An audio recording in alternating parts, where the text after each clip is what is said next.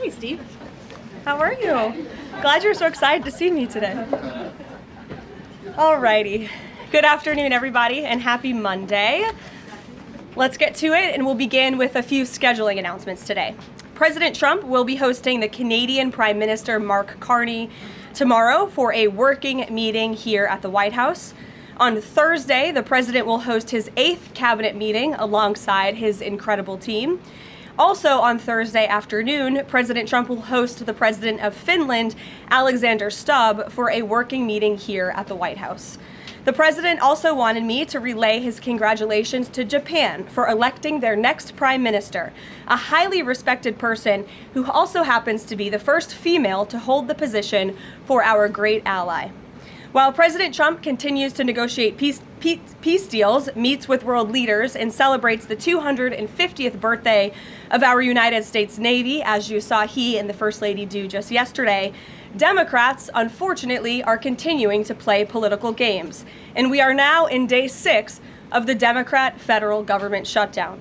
Millions of American federal workers are under enormous financial stress as a result, wondering how they will pay their bills and take care of their families. If the Democrats do not vote to open the government tonight, federal workers will not receive their next full paycheck. Additionally, the special supplemental nutrition program for women, infants, and children will run out of federal money very soon. This program provides vouchers to buy infant formula, fresh fruits and vegetables, and other healthy foods for low-income families. It can be easily fully funded if Democrats simply vote tonight to reopen the government. Also, our incredible military service members who risk their lives to preserve and defend our country are now working without pay and will miss their next paychecks if this Democrat shutdown does not end tonight. The Republican-backed clean and nonpartisan funding bill fully funds this important food aid program, gets our troops paid, and reopens the government. So all of this begs the question, what is the Democrat ongoing shutdown truly about? The sad truth, we believe, is that the Democrats intentionally shut down the government and are inflicting this pain on American citizens to try and demand free health care for illegal aliens. Of course, this is an indefensible and truly radical policy to be in favor of, let alone to use as the primary reason to shut down the United States government. So the Democrats and their allies are desperately lying about their true motivations. We have to set the record straight with the facts so the American people understand what's really at play here. House Republicans passed a clean and nonpartisan funding bill to keep the government open and ensure our troops and other hardworking Americans are paid. Every single House Democrat except one voted against this clean and nonpartisan funding bill. Senate Republicans have subsequently tried to pass this same clean funding bill 4 separate times, and they will do so again tonight, to fully pass it to be sent to the president's desk for signature. And the president is ready to sign this bill to reopen the government as soon as it is sent to his desk. Yet every single Senate Democrat except 3 have voted against this clean and nonpartisan funding bill. The Democrats' current position is that the only way the American government can reopen is if illegal aliens can get free health care. Don't take my word for it, just look at what's inside of the Democrats' proposal to reopen the government. Their funding proposal would result in nearly $200 billion spent on health care for illegal aliens and other non-citizens over the next decade. To put this in perspective, $200 billion is enough money to fund the entire children's health insurance program, which provides health insurance to low-income children and women. Under the Democrats' proposal, the millions of illegal aliens who improperly were granted asylum and paroled under the Biden administration would once again be allowed to receive Medicaid benefits. It does not end there. The Democrat proposal would also require Medicaid to pay more for emergency care provided to illegal aliens than it does for American patients who are disabled, elderly, or children. When someone shows you who they are, believe them. The Democrat Party has unfortunately closed our government, costing Americans their jobs, threatening our military readiness, harming our economy, and causing chaos, all to help the illegals who broke into our country. Instead of holding illegal aliens accountable and removing them from our country, which is what this administration is trying to do every day, the Democrats want to give them the free benefits paid for by the American taxpayer. Democrats in 2025 are for illegal aliens first and Americans last. This is the reality we are unfortunately facing right now in Washington, D.C. President Trump and Republicans will not give in to these radical demands. The president and Republicans have a sacred responsibility to serve and protect the interests of their constituents, the American people. That's why we are backing a clean and nonpartisan funding bill with no strings attached to reopen the government. Democrats should do what they did 13 separate times under Joe Biden and vote for this exact same type of funding bill. Now the Senate will vote tonight for the 5th time to reopen the government on the 6th day of this shutdown. All we need are an additional 5 Democrat senators to end this madness and vote for the clean funding bill to reopen the government. If you are an American watching at home right now, call your Democrat senators and tell them to do the right thing and end this shutdown. With that, I will take your questions. Here in our new media seat today, we have Elizabeth Mitchell from the Daily Signal. Elizabeth, thanks for being here, and please kick us off. Thank you for having me. I have 2 questions. First, President Trump told reporters yesterday that firings of federal employees are taking place right now. In which departments have people already been fired from their federal jobs due to the shutdown? The president was referring to the hundreds of thousands of federal workers who have been furloughed as a result of this federal government shutdown, both here at the White House and across the entire federal government. At agencies across the board, there are federal workers who are staying home. Many of them work in the White House. You know them. Some of them sit just behind me at those desks. They are unable to show up to work right now because the Democrats chose to shut the government down. And so we're already, unfortunately, seeing the consequence of this. And then, of course, the Office of Management and Budget is continuing to work with agencies on who, unfortunately, is going to have to be laid off if this shutdown continues. And Secretary Robert F. Kennedy Jr. said the FDA was required by federal law to approve the new abortion pill last week. Is the administration considering steps to undo this in light of requests from pro-life Congress members and organizations? I think Secretary Kennedy and the Department of Health and Human Services, as I addressed in the briefing last week, were following the law, and we will continue to do so. As I said last week as well, it's not an endorsement of this drug by any means. It's just a law that they were following. Jennifer. We heard you say that you want people to call their Democratic senators. Is the president calling Democratic senators himself? Can you say what he's doing today to resolve the shutdown? Yep, I was just in the Oval Office. He was on the phone with Speaker Johnson. He's also spoken with the Senate Majority Leader, who are in touch with, of course, moderate Democrats and Democrats across the board, who we understand hopefully want to do the right thing by their constituents to reopen the government. So the president is being kept very well apprised of the ongoing shutdown on Capitol Hill. And of course, his position is very clear. There's nothing to negotiate, just reopen the government, and then we can talk about all the important issues facing our country. So he hasn't called specific members of Congress? Not to my knowledge, no. And then on the Affordable Care Act, is he willing to give more, to share more on what he'd like to negotiate on the Affordable Care Act later? Is he willing to say specifically what he would like and when? But look, the president is definitely committed to fixing and improving our healthcare system. You saw it again last week when he had one of the largest pharmaceutical companies in the world coming into the Oval Office and promising to lower drug prices by 200, 300, 100% in many cases for various types of drugs for American patients. That is a huge fix to a broken system that has been ripping off the American people for far too long. So the president's very committed to this. But right now, we need to reopen the federal government, and the president is remaining very firm in that position. Catherine. If the vote fails in the Senate today to reopen the government, would that trigger layoffs? Look, again, we hope that the vote will not fail because this administration wants to reopen the government. We don't want to see people laid off. But unfortunately, if this shutdown continues, layoffs are going to be an unfortunate consequence of that. Is there timing for when that would happen? Well, look, we'll see how the vote goes tonight.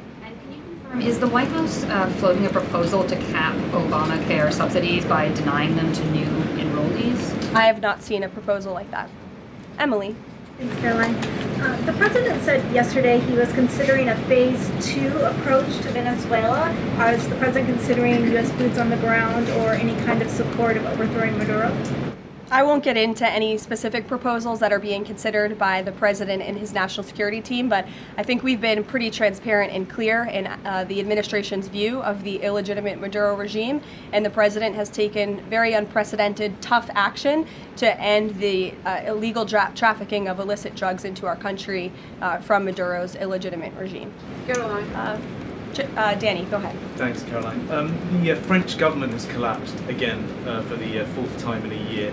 And I was just wondering if there's any concern in the White House about the kind of ongoing political crisis there.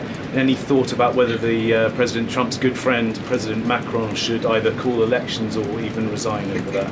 Well, I can tell you the White House and the National Security Council are very much aware of this situation, but I think it would be imprudent of me to weigh in on French internal politics from the podium, so I will reserve comment on that.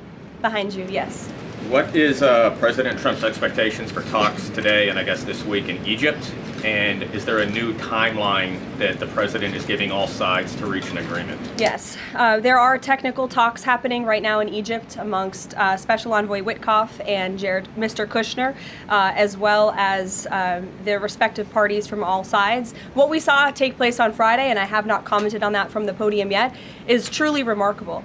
You've seen all sides of this conflict agree that this war needs to end and agree to the 20-point framework that President Trump proposed. It's an incredible achievement, and the administration is working very hard to move the ball forward as quickly as we can. The president wants to see a ceasefire. He wants to see the hostages released, and the technical teams are discussing that as we speak to ensure that the environment is perfect to release those hostages. They're going over the lists of both the Israeli hostages and also the political prisoners who will be released, and those talks are underway, and the president is very much on the ball and is being apprised of this situation. The president has given a Sunday evening deadline. Obviously, the negotiations have extended that, I imagine. What is that new deadline? Does the president have a time frame in mind to see this phase implemented?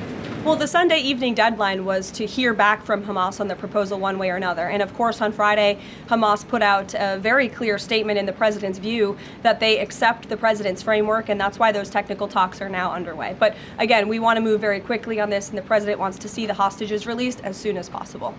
Steve. How long do you expect those technical talks to last, Caroline? I don't want to draw a red line up here, Steve. Of course, it's very important, as I just mentioned, that we get this done quickly. That's how the president's team feels, so we can get some momentum, get the hostages out, and then move to the next part of this, which is really ensuring that we can create a lasting and durable peace in Gaza and ensure that Gaza is a place that no longer threatens the security of Israel or the United States. What do you expect to be on the agenda for the president's meeting with the Prime Minister of Canada tomorrow? I'm sure trade will be a topic of discussion tomorrow, and all of the other issues that are facing both Canada and the United States. I know the president looks forward to having that discussion with Carney in the Oval Office. Caitlin. Thanks, Caroline. I have two questions. On the layoff of federal workers, potentially, the president said yesterday that Democrats will be to blame if federal workers lose their jobs. Historically, though, in past shutdowns, workers have been furloughed, but they have not been laid off en masse. So wouldn't that be the president's call to lay people off? As I've said repeatedly, Caitlin, this conversation about layoffs would not be happening right now if the Democrats did not vote to shut the government down. And as I also said last briefing as well, we are $37 trillion in debt, and the government is not receiving any cash. So someone has to look at the balance sheet and be good stewards of the American taxpayer dollar. And layoffs are an unfortunate consequence of that. Term, for example. Well, as I'm telling you now, this administration is focusing on checking the balance sheet and ensuring we're doing the right thing by the American taxpayer. And again, these conversations about layoffs would not be happening in the White House today if not for the Democrat shutdown. And they have a choice to change that. They have another opportunity tonight to do the right thing to reopen the government. Joey. Judge over the weekend. Sorry, my second question. A federal judge over the weekend that the president had appointed to the bench in his first term in office basically argued that he could not deploy other states' National Guards to Portland. Basically said that it was untethered, his argument, to what is actually happening on the ground. Which local officials in Portland have said that the National Guard is needed there? With all due respect to that judge, I think her opinion is untethered in reality and in the law. The president is using his authority as Commander-in-Chief, U.S. Code 12406, which clearly states that the president has the right to call up the National Guard in cases where he deems it's appropriate. And if you look at what has happened in Portland, Oregon, for more than 100 nights, I was talking to our law enforcement team about it this morning, for more than 100 days, night after night after night, the ICE facility has been really under siege by these anarchists outside. They have been disrespecting law enforcement. They've been inciting violence. We saw, again, a guillotine rolled out in front of this federal building. And so the president wants to ensure that our federal buildings and our assets are protected. And that's exactly what he's trying to do. And ultimately, in the case in Los Angeles, that judge ruled in the Ninth Circuit, that panel of judges ruled that those troops could remain and that the president was well within his authority to do so. So we are appealing that decision. As you know, we expect a hearing on it pretty quickly, and we're very confident in the president's legal authority to do this, and we're very confident we will win on the merits of the law. But no local officials that you can point to that have said we need the National Guard? Because I spoke to the police chief of Portland last week. He said that the president's claims just don't match up with what's happening on the ground. I would encourage you as a reporter to go on the ground and to take a look at it for yourself, because there's been many members of the press, not press in this room, but independent journalists, some of whom we'll be inviting to the White House very soon to share their stories, because they have been in the middle of these riots and they have witnessed the anarchy that is taking place night after night. It's on video. You should play it on your show. You have a great opportunity on prime time on CNN to show your audience. Yeah, but you're probably talking to partisan Democrat officials who are opposed to everything this president does. You should also ask the people who live in Portland. We've actually heard from many members of the community who have said that this is complete civil disobedience. It's a mess. It's been loud. It's been troubling for neighbors in the community who are just trying to live peacefully. And these people are not there to peacefully protest. They are there to cause mayhem and havoc. Yeah, Karoline. Stephen, go ahead. Thank you, Karoline. Two questions. First, do you have a reaction to reports that thousands of Cuban troops are deployed alongside Russia fighting in Ukraine? And on a very different matter, the president last week floated in an interview with our colleague Daniel from One America a rebate for tariffs of up to $2,000 per person. Is that plan contingent on the Supreme Court's upcoming ruling on the legality of the tariffs? And is the White House preparing for legislation to make that happen? Sure. On the first point, I have not seen that report, Stephen, but I'll check in with our national security team after this and we'll get you an update. To your second point about the tariff rebates, I think it's an idea that the president has discussed and floated with his team of advisors, but no decision has been firmly made at this point in time. Why don't we go to the back? Owen. Good afternoon. Good afternoon. A few days ago, President Trump demanded Jay Jones of Virginia get out of the race for condoning political violence in a text message against a Republican politician a few years ago. He hasn't left the race. He hasn't dropped out. What's the president's reaction? Well, as you know, I'm not at liberty to discuss political races from the podium. I think the president himself made his position very clear, and I think anyone could agree the messages that were sent by this Democrat nominee for Attorney General in Virginia are really shocking, alarming, and completely unacceptable. He was threatening to kill his opponent and his opponent's children, and that type of rhetoric has zero place in our country, and the president was absolutely right to condemn that.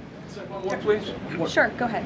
Thank you. The Democrats have questioned and scrutinized the president's comments about using potentially the military, American cities, as training grounds for the military.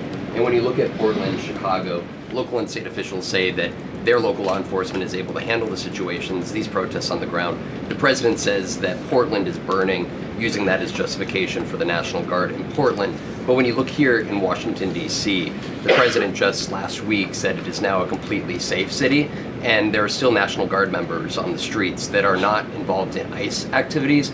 Can you provide the justification for the White House here in Washington, D.C., why the National Guard members continue to be out on the streets? Because Washington, D.C. has invited the National Guard here. Why?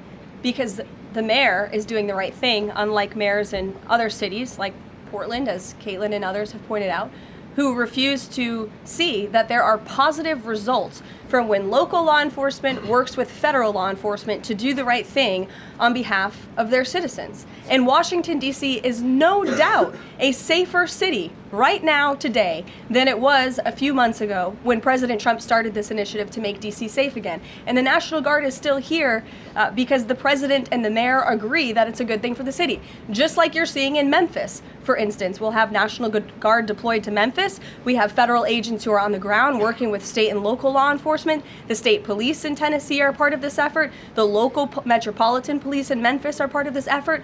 State and local law enforcement and federal law enforcement should be working together. And it's a shame that we see in some cities across the country that their mayors are just simply refusing to cooperate because they don't like Donald Trump. And that's what this boils down to. And I don't think any American would disagree that Chicago needs more law enforcement reinforcements, that they need more resources. Look at this headline from over the weekend. At least 30 people shot during the weekend in Democrat-run Chicago. 5 of them were killed in one weekend. This is completely unacceptable, and the president wants to make American cities safer, and he's willing to work with anyone to do it. If the courts allow you to ultimately send in the National Guard into Chicago and Portland, do Democrats not have reason to be concerned that there are long-term plans by this administration to keep U.S. military or the National Guard in American cities, like what we're seeing here in Washington? Why should they be concerned about the federal government offering help to make their cities a safer place? They should be concerned about this. They should be concerned about the fact that people in their cities right now are being gunned down every single night, and the president, all he's trying to do is fix it.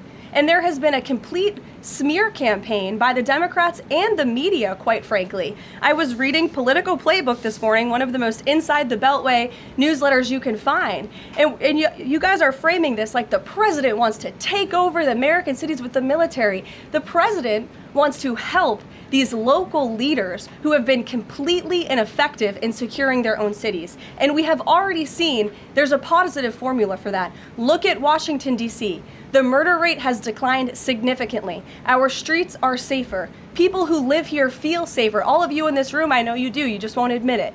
And it's a proven system that works, and the president wants to make America's cities safe again. And I don't think there's anything wrong with that. Michael. Thank you, Karoline. 2 questions, if I may. Because the mayor wants them. Michael. These talks in Egypt, if Hamas does agree to relinquish power and give it up, cede power to this transitional technocratic government, if that does happen, would the Trump administration then recognize a Palestinian state? Look, I don't want to get ahead of the technical talks right now, Michael. They're extremely sensitive. They're taking place, again, as we speak, and there's a lot of, there's many things to discuss, of course. This is hopefully we expect and we hope going to be one of the greatest peace deals this world has ever seen. And the Trump administration is working diligently and working very hard to get there. And as I said, Friday, all terms agreed. We have the Arab countries who are working with us. Of course, Israel has been incredible in cooperating with the president's plan and agreeing to it. And we're very hopeful, and we expect that to continue. Caroline, you tweeted about this over the weekend. Thank you. I was going to you in the blue shirt and tie. Oh, thank you, Caroline. You're welcome. The Daily Mail. Today, the Supreme Court declined to hear Ghislaine Maxwell's appeal. Will Trump rule out granting her clemency? Is that something the White House is considering? It's not something I've heard discussed, and we don't comment on clemency requests that may or may not have been made, but I'm certainly not tracking that one at this point in time. Caroline. Jordan, go ahead. Thank you, Caroline. So we're talking about these radical groups in Portland and Chicago. I know the president has spoken about potentially going after George Soros with RICO charges and for funding all of this violence. Has there been any update on that? And also, is the administration looking into the other nonprofits, maybe taking away their 501c3 status for funding this violence? And one more question. Sure.